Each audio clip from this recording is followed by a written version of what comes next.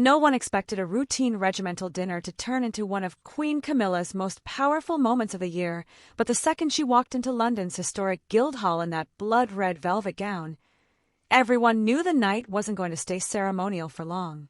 Cameras flashed, the bugles thundered, and standing right beside her was Duchess Sophie, matching the Queen's energy in her own midnight blue velvet dress. A rare dual royal entrance, and the room felt it. Both women weren't just there to pose for photos. This was the Biennial Rifles Awards dinner, a night honoring excellence across the Rifles Regiment, a regiment Camilla has led as Colonel-in-Chief since taking over the role from Prince Philip in 2020. It's a position with real weight, symbolically and militarily, and one the Queen takes more seriously than most people realize. Sophie brought her own long-standing commitment too, having served as Royal Colonel of the 5th Battalion since 2007. So while the gowns made headlines, insiders knew the symbolism ran deeper. As they moved through the hall, one detail stood out: the identical silver bugle horn brooches pinned to both of their dresses. The cap badge of the Rifles, a quiet signal of respect, unity, and loyalty to the soldiers they were there to honor. But the warmth of the room, the velvet, the jewels, all of it was about to shift. Because what came next wasn't just a toast or a polite speech. Camilla had something heavier in mind. When she stepped up to the podium, the entire hall fell silent. She began with an almost ceremonial calm, greeting the riflemen, dignitaries, and guests, but then her tone changed. She reminded everyone of the 80th anniversaries of victory in Europe and victory over Japan, moments that had recently brought her into private conversations with surviving veterans. And what she said they told her cut through the entire atmosphere. A united plea for peace, spoken by people who had seen the worst of human conflict. A plea she repeated firmly, that peace must be pursued with the same determination soldiers used to prepare for war. And that was just the beginning.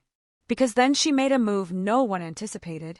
Camilla rewound history by 170 years, taking the room back to the Crimean War, a conflict fought in the same region where war rages today.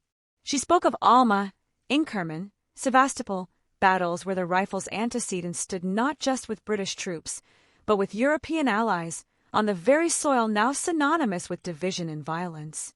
She painted a picture of a regiment hardened by bitter winters, brutal combat, and the hope of an approaching end to a bloody campaign. You could feel the shift as she spoke. This wasn't a history lesson. It was a warning, wrapped in remembrance. Her voice sharpened as she connected that past to the present. She didn't name politics. She didn't issue commands. But the meaning was unmistakable. By invoking history, sacrifice, and old alliances, she drew a direct line from 1855 to today's Ukraine. And when she delivered her final message, that the resolve to stand up to tyranny must once again lead to an end to another devastating and brutal war, the room didn't move. It wasn't the kind of applause-fishing line you usually hear at royal events. It was something heavier, and everyone felt it. The reactions that followed weren't subtle.